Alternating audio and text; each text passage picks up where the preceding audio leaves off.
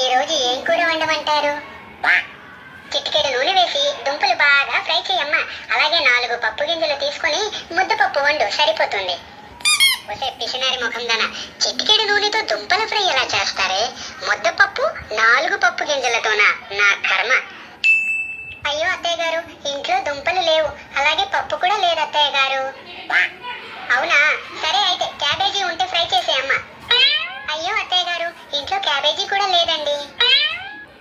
అవునా, పులి వంకాయ, బెండకాయ, చిక్కుడుకాయ, దొండకాయ వీటిలో ఏ ఒక్కటి ఉన్నా సరే వండి పెట్టే అమ్మా ఈ పూటకి.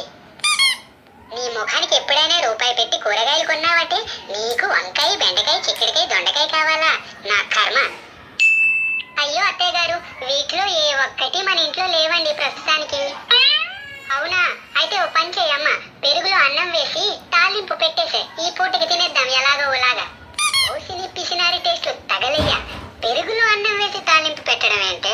అవునులే, గుడిమెట్ల మీద ప్రసాదం తిని బతికిన ఫ్యామిలీ కదా, టేస్ట్లన్నీ అలాగే ఉంటాయి. అయ్యో అత్తయ్య గారు, ఇంట్లో అన్నం ఉంది కానీ పెరుగు లేదండి, పక్కింటికి వెళ్ళి కాస్త తెమ్మంటారేంటి? వద్దమ్మా, అసలే నీకు కొత్తగా పెళ్ళయింది, ఇప్పుడే ఇరుగింటికి పొరుగింటికి వెళ్ళొద్దు. అసలే వాళ్ళు నా మీద చాడీలు చెప్తారు నీకు.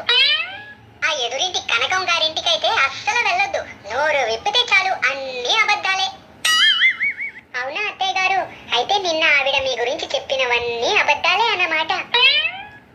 ఓహో, అప్పుడే చెప్పేసిందా? ఇంటికి ఏం చెప్పింది ఏంటి?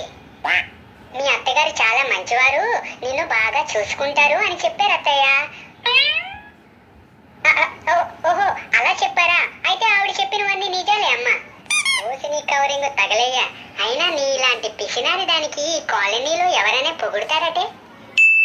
అత్తయ్య గారు, మన పెరట్లో పూసిన మునగ చెట్టు ఆకులున్నాయి, తెచ్చి వండమంటారేంటి ఈ పూటకి? మాటల్లే మాటల్లే, అత్తకు తగ్గట్టు కోళ్ళు అనిపించుకున్నావమ్మా, తెచ్చి వండే అమ్మా ఈ పూటకి మునగాకు కూర. అలాగే పెరట్లో ఉన్న కరివేపాకు తీసుకొచ్చి పచ్చడి చేయమంటారా? కరివేపాకు పచ్చడి చెయ్యు, కానీ కాస్త ఉప్పు తగ్గించి వెయ్యమ్మా, అసలే నాకు లో బీపీ.